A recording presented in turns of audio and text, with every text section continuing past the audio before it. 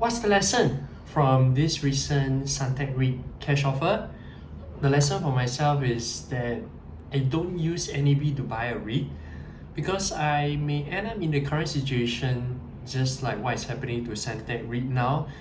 And if you were to accept the offer, that's almost a 40% discount to the NAB.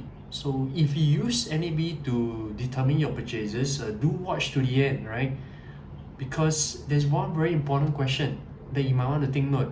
Suntec REIT has always been my best teacher in the subject of REITs investment. As of recording this video, I'm not the shareholder, so I am biased, practice independent thinking.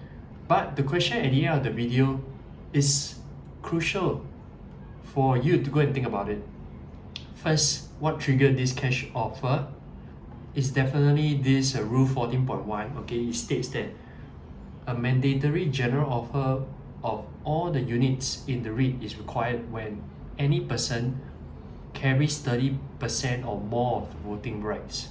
The rationale and the intent of the offerer is very important to me because I want to know the fate of my Suntec REIT business. So the rationale is complying with the code. The intent is also to maintain the listing status of Suntec REIT. As of 30th September 2024, the NAV is $2.07. And currently, Suntec share transactions have been priced at the range of 1.15 to 1.18. And that is roughly a 40% discount to its NAV.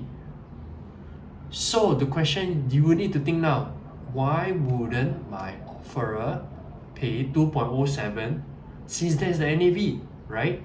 I'll leave you with that question.